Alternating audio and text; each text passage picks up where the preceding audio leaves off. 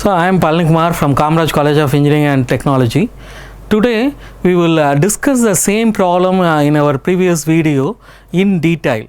I will try to completely draw the entire step by step projections, and I will explain the rotating line method in detail now. Kindly listen. Even I would like to show you this simple procedure again over here. By again visually I will show you. Generally we need to draw a reference line xy, okay, whatever the procedure which we have seen in that PowerPoint presentation. Now we will see again visually to make the understanding better. As I told you, this projection of straight line topic always looks very simple, but while the students attend the problem in the exams or whenever they try to solve some exercise problem, they generally confuse it and they do not know how to proceed next. They will be stopped in between and they do not know how to complete the problem.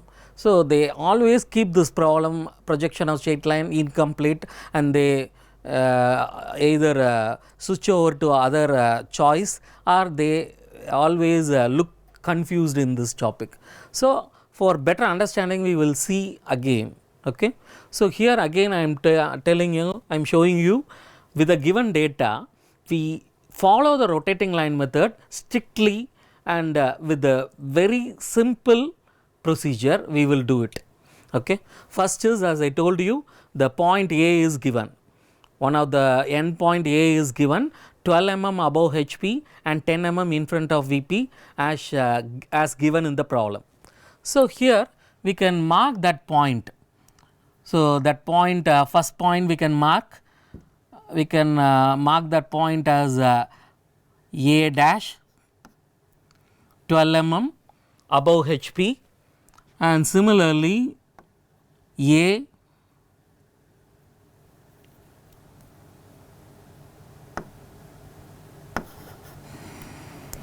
so similarly A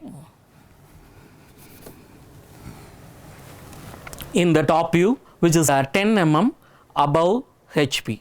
So sorry, 10 mm in front of VP. So this is what given in the problem. So above XY line I am going to take 12 mm distance. This is 12 mm distance. We can draw a small projection line. This is 12 mm.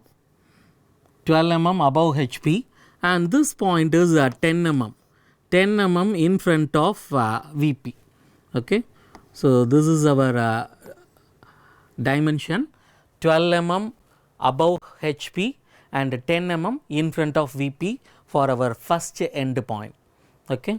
So once we draw the first end point, as I told you, we need to draw a projection line. So that is the main thing which we have to do.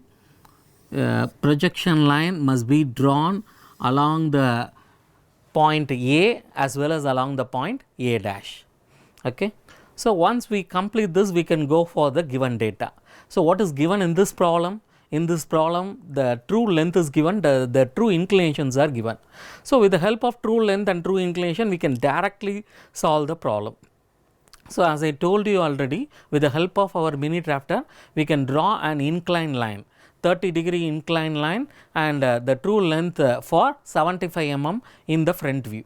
So take 75 mm. So take 75 mm 75 mm distance in the scale, and the angle is to be 30 degree,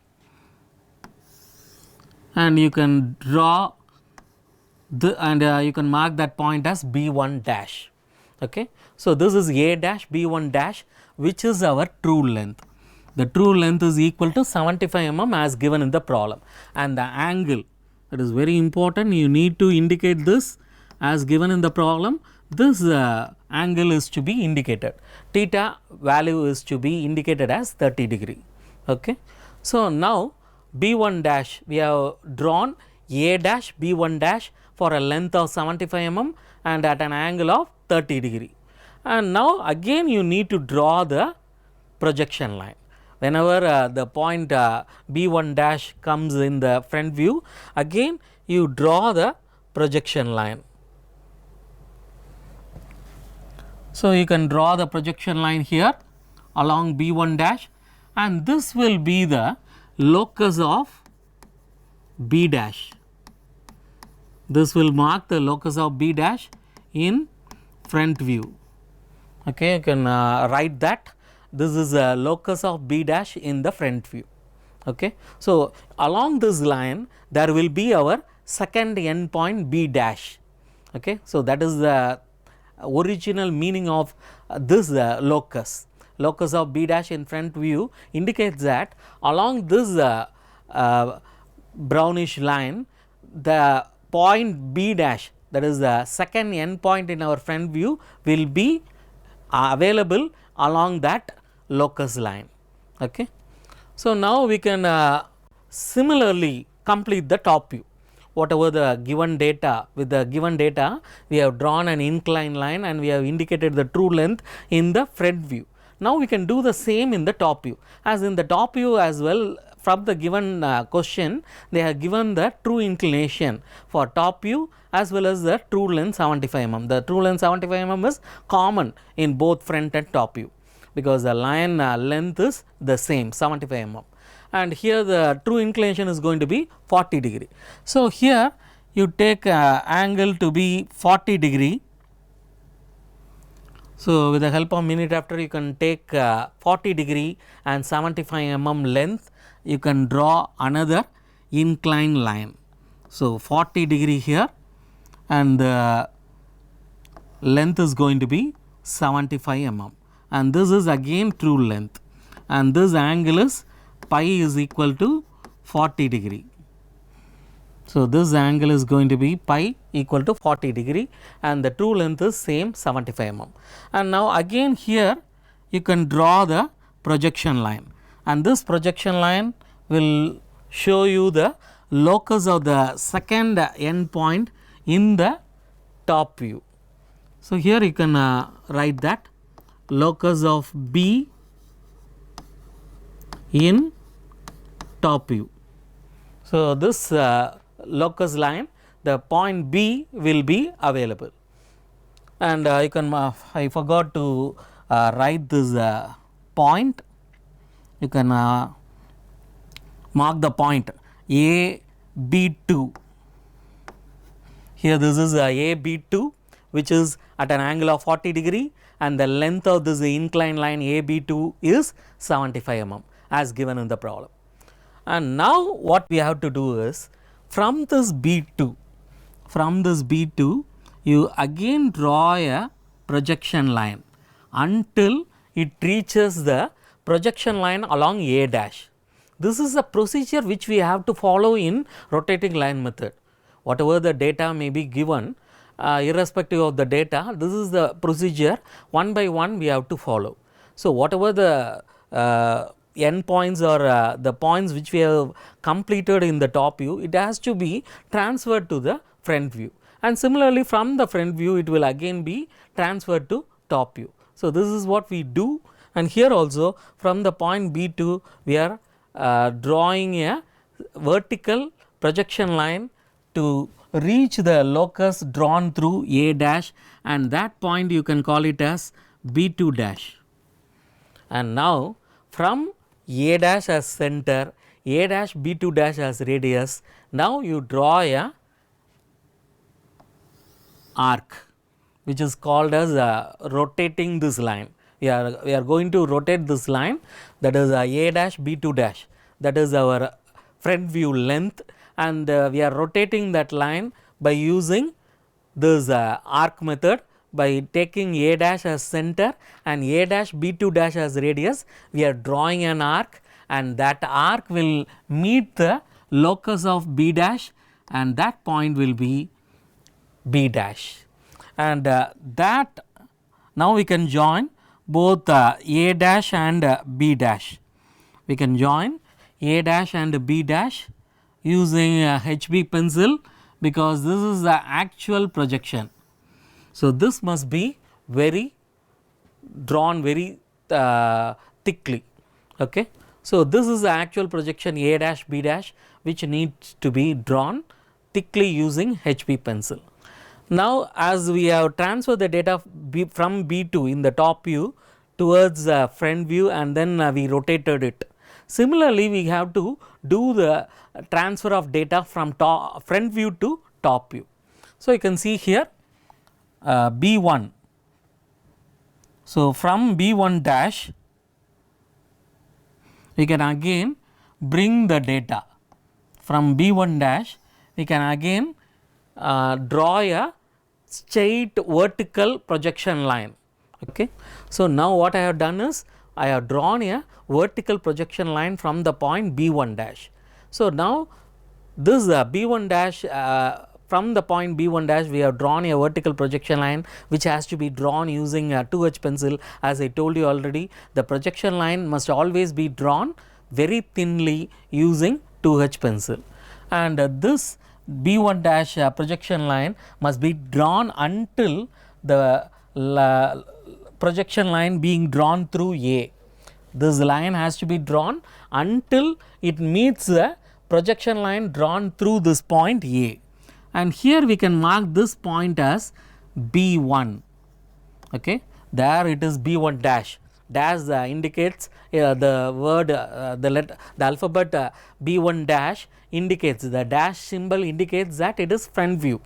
Whenever here the same alphabet B1 without dash indicates that it is in top view.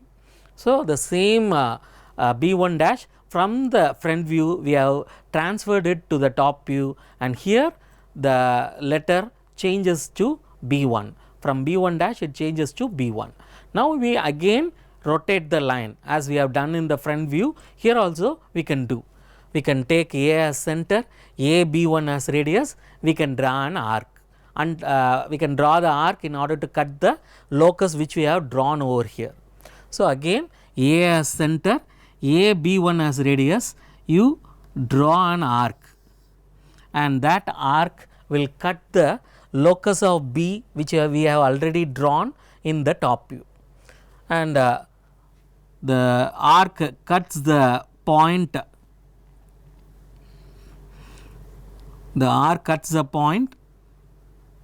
and that point is the second end point in the top view. Now, we can join thickly AB. Okay. We can join thickly the line AB. So,